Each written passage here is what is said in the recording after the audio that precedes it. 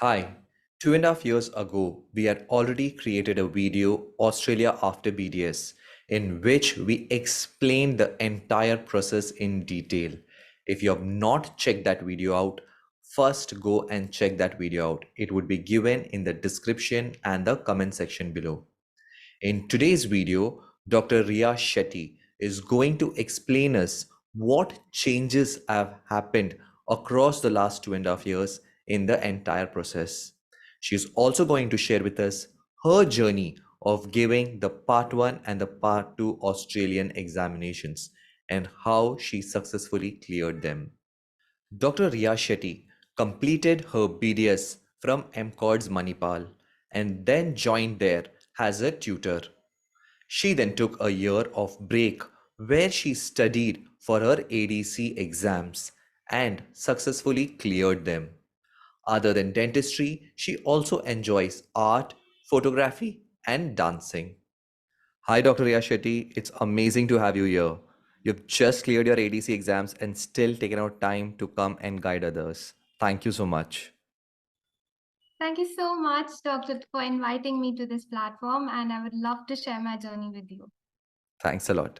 So now you have seen we have already created a video, Australia after BDS. And I know it's been 3 years to that video. So certain processes have changed. So could you enlighten us about what has changed? Yeah, sure. So the first thing is the initial assessment. So back then, I think 3 years back, it had to be physically posted, all the documents. But now ADC has made it like really easy. They have opened up a portal.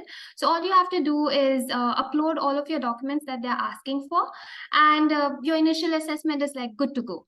Then moving on to the written examination part. 3 years back, I guess they had a format of MCQ plus scenario-based questions, which now has completely changed to scenario-based questions.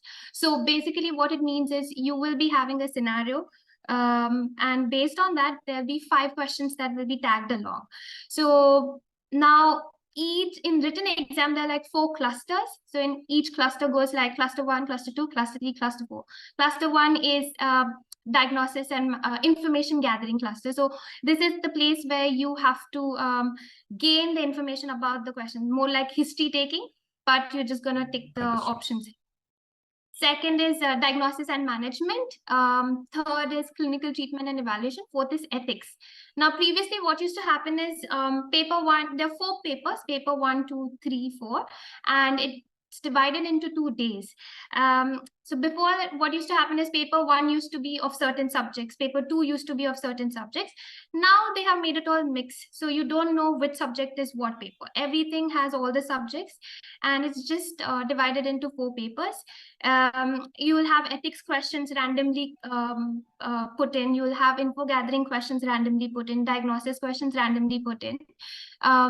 Yeah, the challenging part of the scenario based questions is that you have to be very let's say very alert when you're reading the question, because they play a lot with grammar. So even one conjunction or any but is what most likely, anything just changes the meaning of the question 360 degrees, and the options are very similar to each other. So the difficulty in this paper is alertness, because under stress you just become blank, and that's what kills the paper rather than the paper itself. And second thing, that you have to be confident with your answers. Like, if the moment you start second guessing, every answer seems to be the right answer, like every option seems to be the right answer. So that is the second tricky part about the written exam in general. And this written exam, it happens around twice a year, in the March session and in the September session. So as soon as you're done with your initial assessment time, they usually have a time written on their website itself, that when is the deadline. So you have to apply for it before the deadline, and you can go it. That's very straightforward. It's just according to what's mentioned in the site. Moving on to the practical exams, it is conducted 3 times in the form of 3 sessions. First session goes from February to May. Second session goes from June to August. Third is from September to December. Now, the clause here is that if you attend the session 1, which is June to Jan, Feb to May, then you cannot attend the very next session, which is from May to Okay, September. So you have to go for the third session. So like that, validity of the written exam is 3 years. So at max, if you give the practical exam back to back, you can still only give it 4 times in those 3 years. got it. If you Because count, you have to skip every session of one after the other. So you yes, basically yes, have 4 attempts within 3 years. You have to finish the part two. That's the practical yes, exam. yes, yes. If you Got it. if you have the finances to go back to back, then you may go. Otherwise, you'll have to plan it accordingly. It's like that. And once, if let's say you don't clear in those 4 attempts, then you again have to go to square one, clear the written exam, and then clear the practical exams. It's like that. Understood. Understood. So it is a lengthy process. Okay.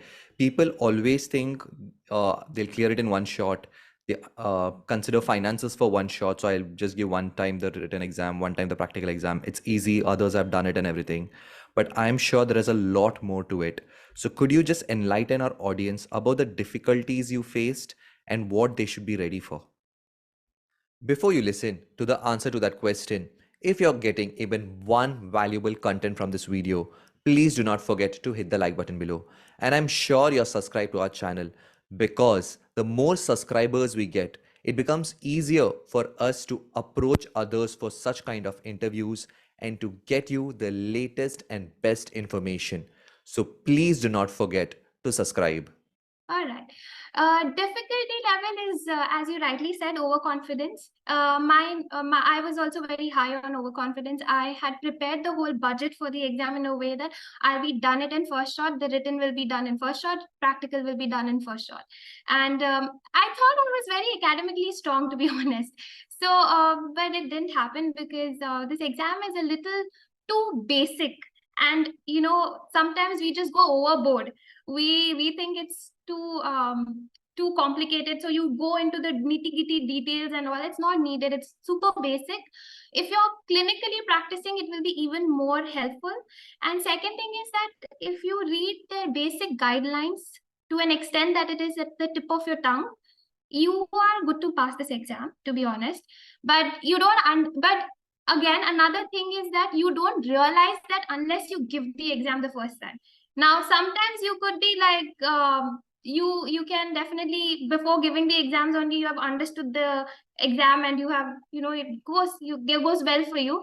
And but for someone like me, I had to fail this exam to understand how this exam is. So for me, this exam, my first attempt for written exam, was the most expensive mock I gave for this exam. Yeah, so that's about the written exam in general. But practical also, I would say it's the same story. The more you fail, the more you understand the exam in detail. That's what I felt. Like, you become more aware of the small things you otherwise would nicely, conveniently ignore. That's what I would say. Understood. So what did you do And different in the first and second exams? so in my first attempt, first attempt, I was all over the place. It was not very structured. I did not revise enough. Revision is really important. No matter, even if you're reading the most basic thing, it has to be revised. Otherwise, it will just go away from your head. No matter how much you think you'll remember it, you won't remember it. So the first thing I did differently in my written part was that I revised the basics again and again so that I don't lose easy points. Second thing, I was absolutely calm during my exam. I just kept repeating that I know this shit. Don't panic and just believe in your first, like whatever your gut feeling is saying, just believe that. Don't overthink anything. And third thing is that once you fail the first attempt, you kind of get an idea of where you might go wrong. How your state of mind changes when you see certain questions. So I made sure I'd written down the things that I went wrong in the first attempt. So I corrected those mistakes in my second attempt. I didn't repeat the mistakes. That's what I did it differently. Understood. Anything in the practicals you did differently? Yes, practical, to be honest, is a different ball game altogether. Practical exam is like you have OSCEs, which is like you have to talk to the patient. There are two sessions actually, OSCEs and technicals. Technicals is something you do, crown cutting, amalgam, composite, endo, caries and all. But OSCEs is you have to do a consultation with the patients who are not the patient, they're examiners acting like a patient, and they're damn good actors. Like they'll make you feel like, they are the patients in the room. So sometimes, your confidence get a little shaken up there, because sometimes, some OSCEs go like they're angry, and they can behave like an angry patient, and they can like I've heard stories that people have come out crying off of the exam room because the examiner was so good of an actor that he had made sure that the confidence is shaken off. So but I'm thankfully I did not get that case. I'm very glad. But yes, so the funny thing is that in the first attempt in the OSCEs, I was always told by my fellow mates who were giving the exam that I was excellent with communication and I will 100% clear OSCEs. It's just that just make sure your technical goes good. Okay, just make sure you focus on technicals. So I did give equal importance to both, but I ended up clearing the technicals. I did not clear the OSCEs. In Okay. fact, there are 6 stations in talking. Okay, 6 consultation stations. I failed all 6. Nicely, conveniently, I faced all 6, and I had, whenever I would ask my other batchmates that, okay, how many stations did you fail? They would say like 1, 2, 3, 4. Never have I ever heard all 6 being failed. So I was very confused, like how did I manage to fail all 6? And another thing about this exam is that no matter how transparent they're trying to be, you will never understand where you went wrong. It's like in the darkness, you just don't know why you were failed, why you got failed. You have no idea because you think you've done your best, but it's just not the best according to them.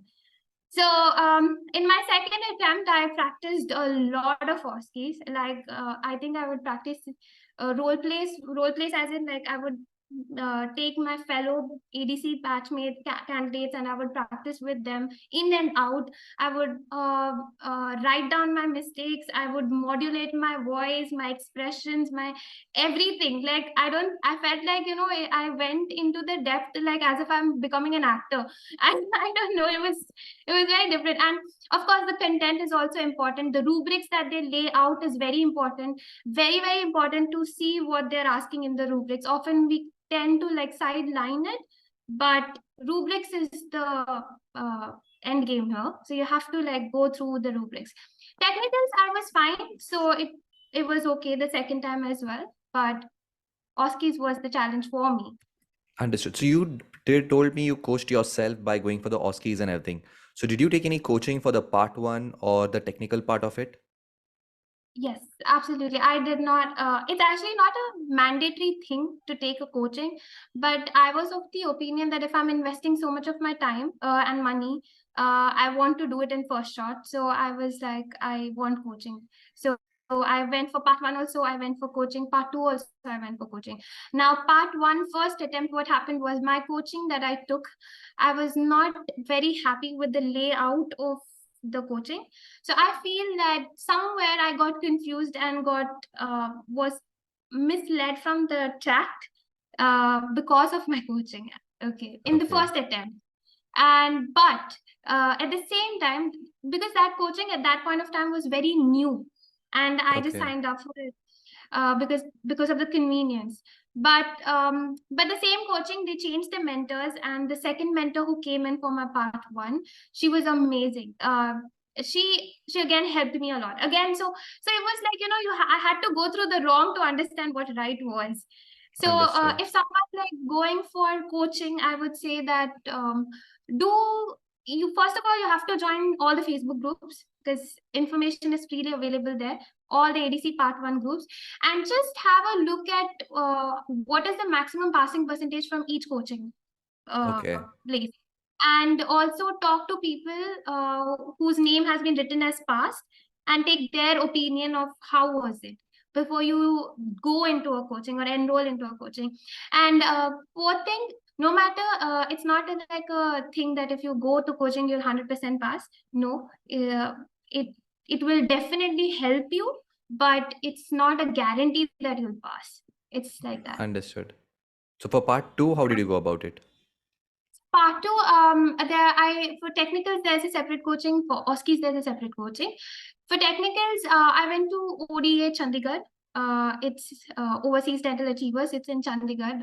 They're really nice. I did not go anywhere else. I just went there, and they were pretty good for me. But again, it's not like if I go there, you by in that 4 or 5 weeks, it will be done. You will be a master after you come out. No, you have to come back home, you have to sit and practice, and only then you will master your tasks. Otherwise you can't expect the coaching to make you the master. You have to work on your own.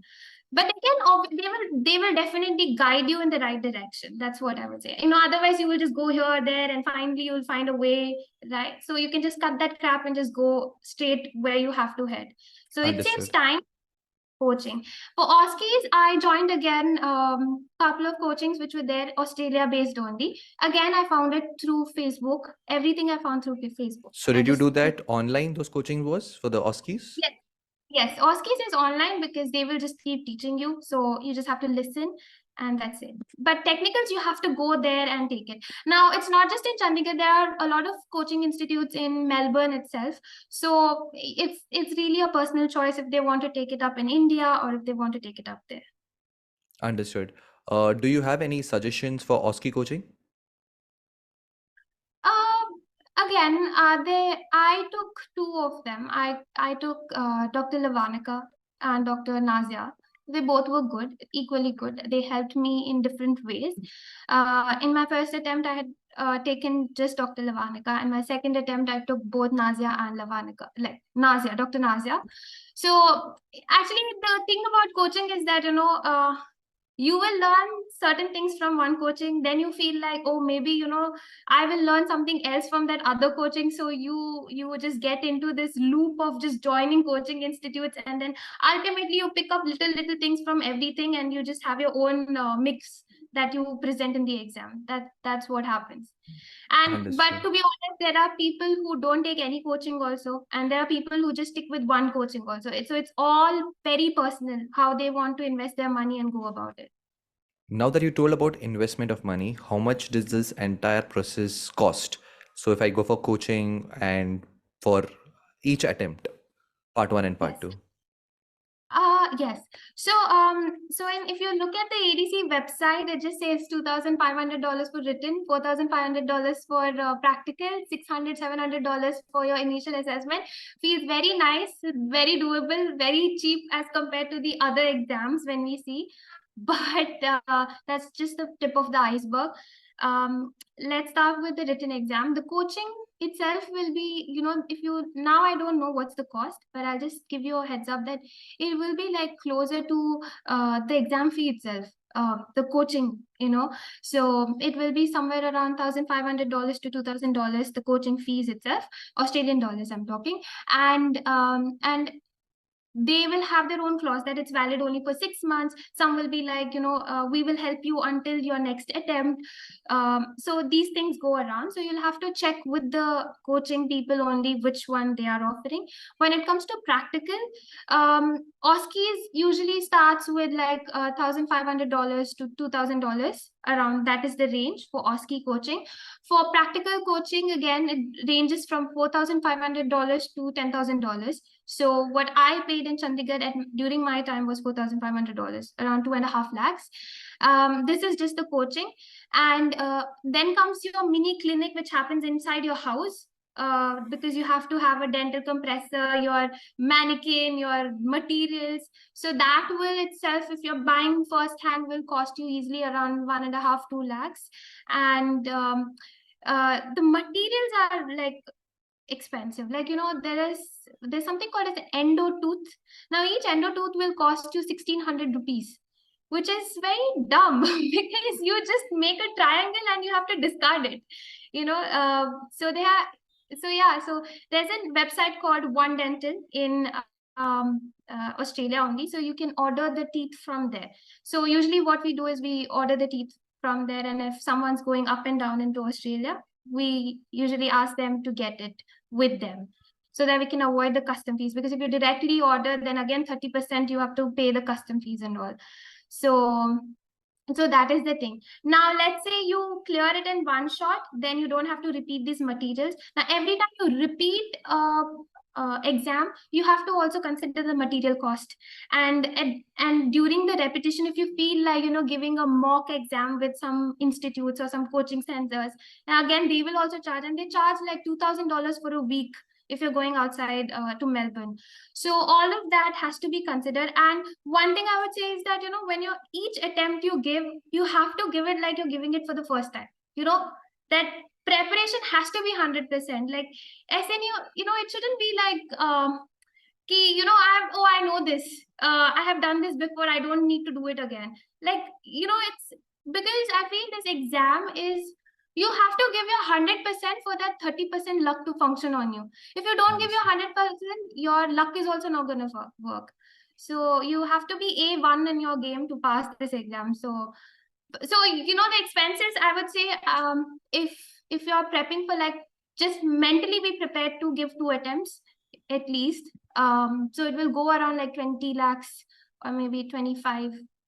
This does not include the travel and stay, or does it include the travel and stay? Everything. Okay. Travel, Okay. stay, or everything will So if you include have 30 around lakhs, you can give 2 attempts basically. 25. Yeah, I'm just giving you the upper end for 2 attempts. And Understood. it's not a guarantee that you will pass in 2 attempts. I have seen people. There was this one guy who passed after 21 years. Now, this is not like he was giving the exams continuously. Of course, there will be like breaks and all. But a lot of people that give exam with you are either in their second attempt, third attempt. So you don't know when is your day. That is one thing about this exam. It is a Understood. little luck based, to be honest. Got it. To a certain extent, not completely, to a certain extent. Got it. Now that you have gone through it twice, okay, now someone is just going to take their first attempt on ADC or thinking about it. What would be your Mhm. advice to them? Uh, just uh, just shut down the negativity. That is the first thing. The thing is, this exam you will find a lot of negative energy because you see people not clearing and all. It just messes up with your head. So I would say first thing is just block it out. Second thing, if you're taking part 1, there's something called as therapeutic guidelines, which is considered as the Bible of EDC.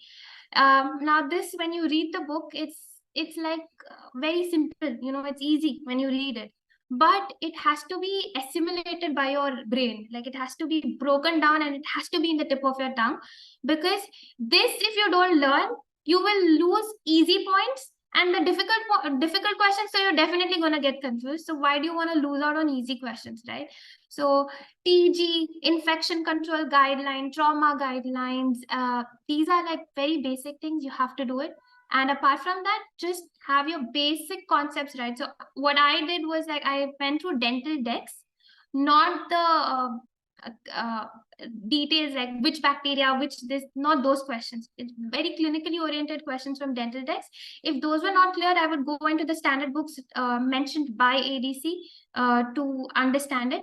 And then in the end would do the past papers, because past papers are incomplete questions, incomplete options, and it will always feed you the wrong notions. So unless your concepts are clear, do not look at the past papers. That's what I would suggest. Great. It's amazing that you have gone through this experience, the highs and lows, and finally cleared it. Now that you're waiting for your visa to shift out there, we wish you all the luck and thank you for joining us today. Thank you, sir. After giving your ADC exams, the other option is practicing in New Zealand instead of Australia. So go and check out our video, New Zealand after BDS, in which we have explained this route as well.